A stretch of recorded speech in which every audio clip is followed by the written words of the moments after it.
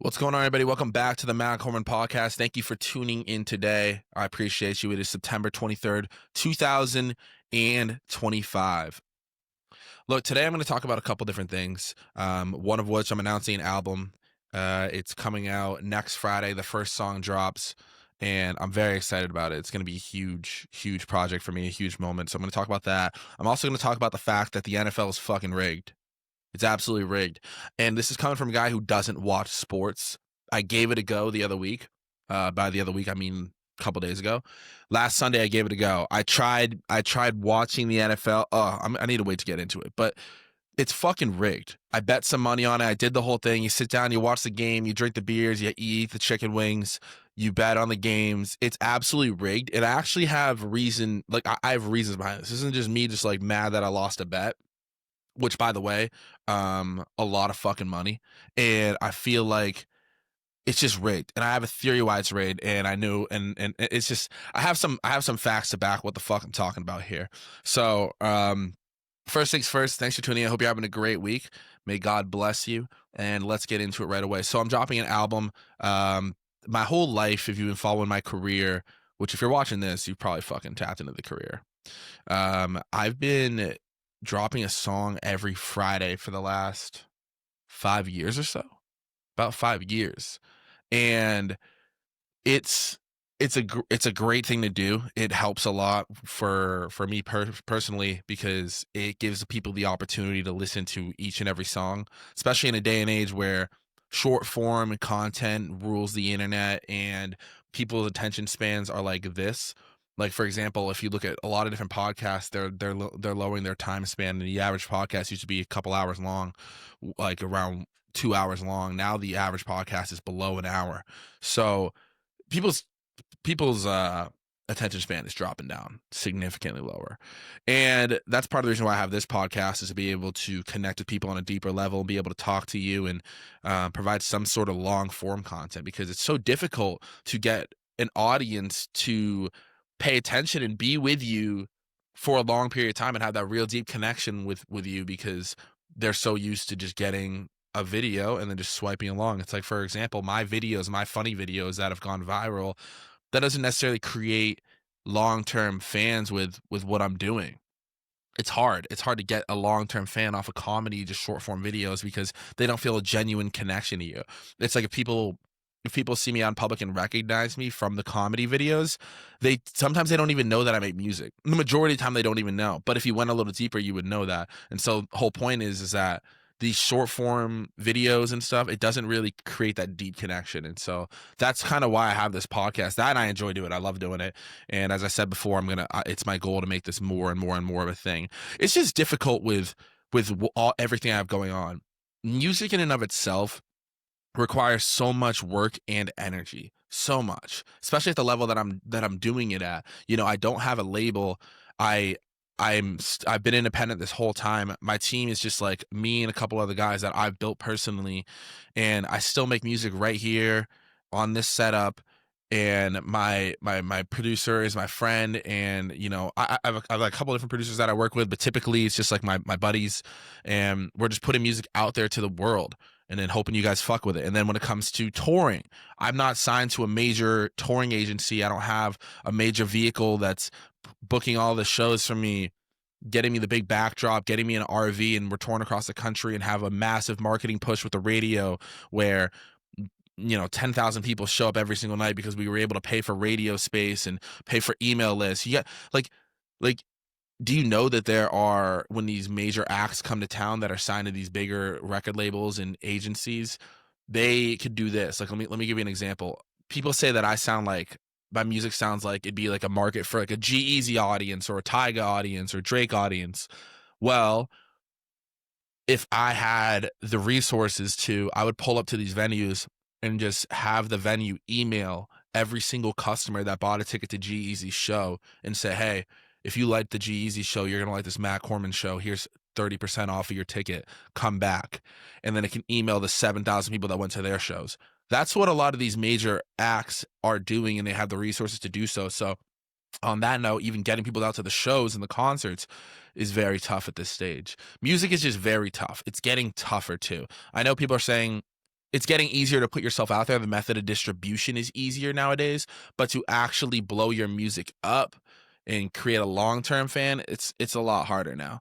And I say that to say, take a look at the artists that blew up off of TikTok. A lot of them have massive, massive songs, but they can't sell out a 200 capacity venue. How do you have a song with over 1 billion streams, which a lot of these guys are now getting nowadays, which is fucking insane in and of itself? You have a massive TikTok hit and you can't sell over 200 to 500 tickets. Back in the day, if you had a massive radio hit or success, you were selling out 1,000-seaters. You know what I'm saying? So it's a little bit harder nowadays, and music is still my full-time job. And so I am looking to still release a song every week and release 52 songs on the year. That requires an immense amount of focus and production, on top of all like my personal goals and things that I'm doing outside of it, like the podcast. Like, for example, I've been in talks of trying to find this new space where I can have the studio, and I'm gonna do it. I'm gonna pull it off, but it's me doing it. Like, I have a Sony A7S. I need to get 3 of those. I need to get the stands for the cameras. I need to get the editing software to make sure everything's aligned perfectly. I need to hire somebody to be able to edit the podcast as we go on. I think it's called like Black Magic or something like that. I forget what it's called exactly, but there's just a lot that's been going on in my life, and so it just takes up a lot of time, and that's why I didn't do the forward tour. I announced that I was going to do it, but it just was going to take up too much time. So anyways, I paused on that, but now I'm releasing an album because I've never released an album before, and everybody's been telling me, Matt, release a fucking album. Why don't you put a project together? Yada, yada. Okay, cool. So I'm doing it, but I'm doing it my way. I'm releasing an album. There's over 13 songs, I believe. I think it's like, I can see right here. There is, 13 songs. And there's actually going to end up being 15 because I'm going to drop a deluxe. But how I'm doing it is the Matt Corman way. I'm not going to drop just a full album, boom, put it out there, and then have people listen to the top fucking 2 songs, top 3 songs, and then be like, all right, I'll get back to it, and then never see the other 10 songs, because this shit requires too much effort and money for my shit to be slept on. So I'm doing a song every week, just as I did. I'm rolling out the album every single week. So the first song, the lead single off of the album, drops next Friday. And then the Friday after that, the second song. Then the next Friday, the other song, the third song, track 4, track 5, continuously till the album's complete. And then when I have the 13-song album out there, then I'm going to release it all as one project with a couple extra songs in there, so to make it a full version. And I'm going to have skits in there, the whole 9. I'm really excited about it. The album is called While You Waited. And I wrote a little bit, I wrote a little something here that I don't know if people actually, like, I don't know if I've announced, I haven't like read this on the podcast because it's been a little bit since I hopped on the pod, but let me read this to you guys real quick, on what I did exactly. So hold on, I'm getting a fucking billboard. I just pulled up this billboard thing. All right, bang. All right, let me read this to you guys. This is something that I wrote for the album announcement, and I just feel like it's good to read because this is important. So I said, if you followed my journey, you know my voice has always echoed one message: make it happen. If you can see that. It's tattooed on my arm. Over 100 of you have it tattooed too, which still blows my mind. It's facts. It's insane that people tattoo it on their body. It's amazing. That phrase has been the backbone of everything I've done. My label is called MIH Universal, short for Make It Happen Universal, because it's never just been solely about music. I want to carry that message into everything I do in life. Acting, I've been getting into acting more. I was part of my first commercial about a week ago. And so that's exciting. I'm trying to step my foot into the acting realm and try that out. Podcasting, which I'm currently doing right now, being a good partner, a good friend, whatever it is, I've got to force myself to make it happen regardless of the resources. This year, I finally reached the point where I can say with confidence, I did it, I made it happen. That's true. I had a big moment this year where I hit a milestone, and it feels like I've made it in a sense. In a way. I had an I made it moment. So people ask me for advice sometimes, and my answer always is the same: just begin. Stop waiting for the perfect time. Stop worrying about what people think. Looking back, the only reason I am here is because I took action. Absolutely, 100%. I feel like a lot of times people come to me for advice on many things, like not just music related, but even like business related, like entrepreneurship related. Like they're just like, they want to start this thing or they want to do something. And it's like, they haven't begun yet. Typically they haven't started yet. My advice is always the same. Well, start, like a lot of people are like, yeah, I want to do X, Y, and Z when X, Y, and Z happens. And I'm like, yo, you haven't even launched your first product yet. Like the market will tell you what to do, So just begin. And I feel like a big reason why I'm here today is because I always just begun. I always took action on things. I never really waited around to see the perfect moment. Like I'm doing this podcast right now this is my studio room for my music, but this isn't a podcast set. This webcam is filming me on my Mac. Like this isn't professional. I didn't wait to have a moment where I had the super raw cameras. You know what I mean?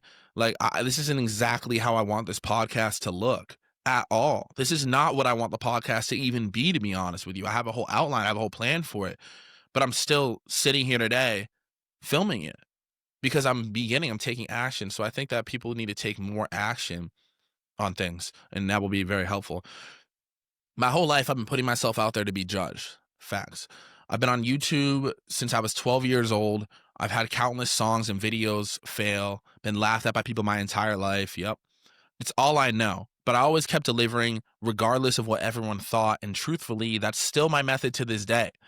Action takers win. I feel like that's where a lot of people get it wrong. They wait to take action. For sure. While people were hating on me, judging me, laughing at me for putting myself out there, somewhere along those lines, those same people ended up watching me win. I lost for years before I started winning. And all of that hate, it came from jealousy, from fear. They couldn't stand to see someone else doing the thing they always wished they had the courage to try. But they never did it. It was never the right time. There was always an excuse. The difference is I did do it. And if they asked me when I did it, I'd tell them while you waited. That's the title of the album. It's called While You Waited. And 100%, I feel like there's so many people that have hated on me, that have been laughing at me throughout my whole life. I've dealt with a lot of people that have opinions on shit because I'm in the creative space and I put myself out there on the internet. So it's easy to judge me. It's not easy to judge the guy who's just working a 9 to 5, like working, like cutting down trees. What are you going to judge? Hardworking man, good guy, It's easier to judge the people who take the path less traveled by. And I'm like putting myself out there to have that happen. And I've dealt with that my entire life. So it's nothing I'm not used to. But I feel like now that I'm 30, a lot of those people that were hating on me, they've come back around because they saw that, it kind of worked out. And on top of that, even asked me for some sort of advice at times, which is interesting because I didn't know that you had something that you wanted to do the whole time. I'm thinking of somebody in my head right now, but I'm not going to mention his name. But it's just interesting because he came to me recently and was like, yo, man, I want to start this podcast and do this thing. He's a hater of mine. And now he wants to start a podcast and he's asking me for advice because I was always nice to him. So he probably felt comfortable coming to me. But it's interesting because it's like the whole time you were hating on me, you secretly wanted to try things and put yourself out there, but you didn't. You were waiting to do it for whatever reason, and you fucking hated me because I was actually doing it. That's what happened. And I realized it this year. I'm like, oh, the whole time you didn't like me, you just didn't like parts of yourself that I was reflecting back to you. You always wanted to start a podcast. And you're looking at me doing the podcast and you're like, damn, I wish I could start a podcast too. Fuck this kid. He's starting a podcast.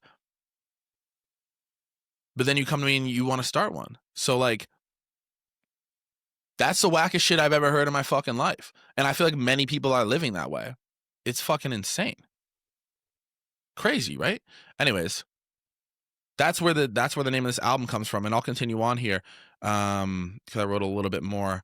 This album is incredible. It's all new music. I'm telling you, these songs feel like the full spectrum of who I am. The fun, catchy, upbeat Matt Corman with the deeper, slower songs that hit on real meaning. Facts. And everything in between. I'm a lighthearted, positive guy, but I'm also ambitious, serious, and focused. I've dealt with a lot, and I feel like this project really gives you all sides of me. If you've been waiting to chase something you want in life, this is your sign. Stop waiting. Don't overthink it. Make it happen. The album is rolling out one song at a time every Friday. First drop is October 3rd. Thank you to every single person who has ever pressed play on a song, come to a show, shared a video, or just supported me in any way. I appreciate you more than you know. None of this happens without you. Thank you. I hope you enjoy. And that's the album announcement. It's called While You Waited. It's coming out, like I said, October 3rd, the first song drops, and I'm excited about it. And so that's going to continue to flow throughout the end of the year. And then by the end of the year, my goal of dropping a song every week will be completed. So I'm excited about that because that was a lofty fucking goal. Like actually committing to doing a song every Friday and dropping it and staying consistent with it. It's not easy. So I'm proud of that. And I'm excited about it, man. I mean, this first song is called I Got, and it's so fire. It's so good. I team back up with Futile again. That's the same guy who brought you Word of the Wise. That's the same guy who brought you MWFB, the same guy that brought you Put 'Em in Their Place. All of these plaques you see, the majority of them are from Futile beats. And so Pay Their Rent up there. I mean, there's so many. So if that tells you something, that means all these songs are going to be Matt Corman style bangers. And then there's some great deep songs in there too. So I'm excited about the whole thing. It's going to be amazing. And if you're watching this, if you made it this far in the podcast, thank you for tuning in. Clearly, you know, we're on the same team here. And yeah, I'm just happy that I get the opportunity to even put my music out there and have people listen to it and make it my job. So I'm hoping that I don't disappoint. Like, this is my debut album. I don't want to disappoint, you know. I'm going to try to get some music videos done to these songs. I just want to be able to do it right. I want to be able to like have a real moment, and it's hard to have a moment nowadays. You know, I'm pulling up my artist or Spotify, looking in the back, and it's like, yeah, these songs are loaded up here. It's hard to have a moment, so I don't know. I'm excited. Late to the Party. I just dropped that song. That song's let's see what's that right now on Spotify. 32,000 streams. Dropped it last Friday, so that's pretty good. Settle Down. People are really liking this song. Settle Down. I just released. Seems like people are really fucking with this. So this song is at 68,000, almost 70,000 streams. That might hit 100,000 the first week. Oh, sorry, not first week. By the second week. By the second week. That's pretty good. So that's one thing I want to get off is the album announcement. Second thing, the NFL's fucking rigged. So I don't know how much you guys know, but I don't really watch sports ever. And this past Sunday, I decided, all right, I'm going to watch sports. I'm going to do the whole thing. I'm going to give the whole thing an honest try. So I go to my buddy's house and I put some money on the games. I've downloaded the Hard Rock app. I'm betting pretty big too. Had the chance in there to win $150,000. Bet around 13 grand. $13,000 is how much I bet. 13, 14, something like that. Check this out. This is how fucked up this whole situation is. I'm telling you, the NFL is rigged. This is my deal. And when I say rigged, hear me out. So this is coming from a guy who's unbiased, by the way. I'm unbiased. I don't have a team that I love. I don't have there's no skin in the game at all. I just came in as an unbiased person and was like, all right, cool. Let's see if we can make some money on it, have some fun. So we watched the game. I put in my bets. I started to realize something off rip. When you're watching these games, did you know in the NFL, you only actually watch 11 to 15 minutes worth of actual gameplay? But the game takes over 3 hours to complete. Now, knowing what I know about business and life, if there's money being made on a massive level, people have their hands in the pot. Every single time, every single industry, I don't care what you say. Let's look up how much money was bet this past Sunday. Let's see. How much money did Vegas take in on Sundays? Let's see. Vegas takes in, let's see, daily revenue, 45 million to 100 million per day. Check this out. On Sundays, the gambling industry takes in over $100 million worth of action. Over $100 million worth of action. The Nevada sources estimate the state's sportsbooks lost in the range of $7 to $10 million overall on a Sunday at one point. Okay, that's them talking about them losing money. The Las Vegas Strip casinos had a total gaming win of over $749 million divided by 31 days, roughly average $24 million. Okay, got it. Hundreds of millions of dollars is being spent on Sunday football. That tells me someone's getting involved. Like, what I mean by that is this. The Packers faced the Browns. The Browns were the complete underdogs, right? The Packers were supposed to win and dominate. It wasn't even supposed to be close. You watch that game, there are so many plays. I know this is a crazy assumption. There are so many plays that happen that it feels like the game was just thrown away. And what I'm saying is, if you have in the sports book, it says 99% of the people have bet for the Green Bay Packers to win the money line, meaning win the game, and the Browns only 1%. That means that if the Green Bay Packers win, Vegas is going to lose a lot of money. So for an example, if Vegas has to pay out $100 million if the Green Bay Packers lose versus they win $900 million. Sorry, other way around. If Green Bay Packers win, they have to pay out $900 million versus if they lose, they have to, God, what am I saying? If Green Bay Packers win, Vegas lose $100 million. But if they lose, Vegas then wins $900 million. I'm telling you that these guys make a call and they have some shit get fucked up so that they win. Here's a quick example of this. I was betting on the game where Russell Wilson was playing against the Chiefs. So the Chiefs were playing against the New York Giants, okay? Check this out. If you go on Twitter, you can see this. This guy, Gnu, he's the kicker for the New York Giants. Before the game starts, you can put him in your parlay. So I had him in there, right? To kick two field goals, essentially. Which he's done pretty much every game of his fucking career. So it's a lock. It's like, okay, cool, this guy's obviously going to hit 2 field goals. It's a lock. It's like me in a podcast. You could bet, is Matt Corman going to say fuck? He says fuck every podcast. Bet that shit, right? Gnu gets hurt during the warm-ups. So here's my thought process. Vegas learned that Gnu that the majority has bet that Gnu is going to kick 2 field goals in the game. They took him out for the entire half. The first half of the game, he's out with an injury. Now, if he doesn't play the game, the ticket gets voided, meaning that it doesn't count because everybody had him placed. No one was told that he was going to be injured. He got injured during warmups. So he's on everybody's ticket, and we're hoping that it's voided. Bro, he comes out after halftime and kicks 1 field goal. Now, because he kicked that 1 field goal, now the ticket isn't voided anymore. Now, if you bet Gnu, you have to keep playing. But now there's only 1 more quarter for him to kick a fucking field goal again, which goes against all odds. Now the odds are all fucked up. Guess what? He didn't kick another field goal. If you look at the data, because I Googled this shit. If you look at the data, Vegas won on that by a lot because the majority had picked that he was going to kick 2 field goals. Now, how about this one? Russell Wilson. If you look at this footage of him, he had 4 plays in a row where he just threw the ball away against the Chiefs, and it was insane. It was like, look, I'm not a professional athlete by any means, but holy shit, if you watch, just go type in Russell Williams throwing the game away against the Chiefs. It's insane. Did you know how many people had Russell Wilson to throw a touchdown pass? Like, do you know how many people that had that? It was more than people that didn't have that. AKA, Vegas won again. And I'm not saying it's luck. I'm saying that if there's $500 million to be made for Vegas, all they have to do is just tell Russell Wilson, throw the fucking ball away. Everyone gets paid. It's money. Also, here's my other theory on why this is happening. If you watch Sunday football, there's only 11 to 15 minutes of gameplay, okay?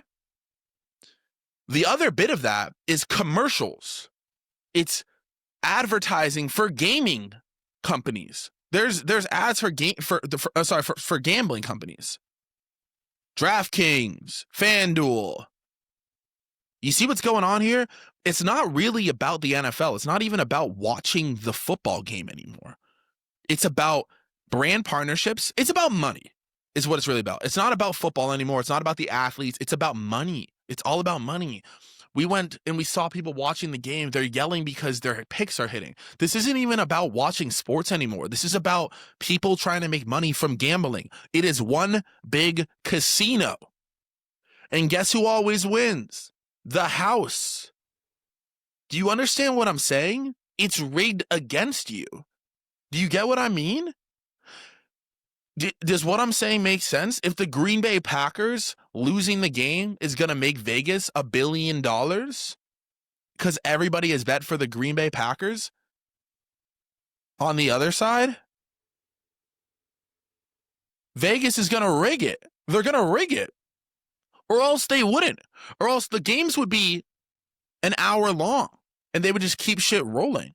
Why do you think there's so many people paying for commercials? Why do you think when you go to a stadium, there's ads everywhere on the MetLife Stadium, all this stuff? Why isn't it called the New York Giants Stadium, the New York Jets Stadium? It's not about sports. It's about taking money from the sheep. Where we are the sheep. Stop gambling on sports. There's no point. You pretty much lose. And did you know, I listened to this bookie talk the other day on a podcast with Ian Bick, and he talked about how everyone always loses. The house always wins. So if you knew for a fact that you will never win long-term gambling because nobody has, other than maybe like 1%, if you knew that, why would you do it? Especially knowing what I just told you, that if hundreds of millions of dollars are being made just on that day for the big casino, you're probably not going to beat them. You're probably not going to win. You're probably going to get lucky every now and then, but that's what they want. They want you to have these little moments. So if I were to advise anybody in gambling, here's my thoughts on, here's my whole thing. One, the NFL's completely rigged, and you're an idiot if you're thinking at all that this is completely by the book and it is not happening. Because look, there's an investigation going on against the Packers right now about a certain play where they think that they threw the game away. So, and this has been proven in the past. This isn't just like something I've come up with. This is something that has happened over and over again. It's been investigated. Like athletes have gotten in trouble for fucking around. So just hear me out. I'm never sports gambling again, and there's no point to on like a big scale. The way you would do it is if you have to go watch the game with your buddies and have a day or whatever, and you want to bet, never ever bet more than you're willing to lose. Ever. Never do it. Do it for fun. Like if you have a couple bucks to throw away, cool. And like, for example, I made a parlay and I sent like, it was like $2,500 on it. Like that type of money. It's like, for me, I'm willing to be able to gamble that and then potentially win 50 grand. Like that's fun. That could be fun. But if you are hurting financially and in a bad position, never fucking gamble to try to make money. Never ever gamble to make money, because statistically you lose. You need to do something else, something other than that. Because then I also started reading and learning about how many people have gambling addictions. It's fucked up. Stop gambling. Stop doing that. Don't do it. You need to put your money elsewhere, because you're probably not going to win, because 99% of the people don't fucking win. So why would it be you? Like if you have $1,000 to your name, stop gambling $1,000. Pretty self-explanatory, right? Stop taking credit lines out from the casino so that you can gamble to try to have a superhero moment. That's fucking crazy. Anyways, NFL's rigged. Album's dropping. I'm having a great week though. I got jiu-jitsu tonight, which I'm really excited about. I've been getting into martial arts. I've been learning kickboxing and jiu-jitsu, so I'm psyched about that. Thanks for tuning in. If you made it this far, I don't even know. You're incredible. Drop a comment and then I'll respond back to you. Shoot me a text at my number. It's in the description of this video, wherever you're watching this. Hope you guys have a great week. It's Matt Corman. Don't fucking lose all your money sports gambling because it's rigged. I love you. Peace.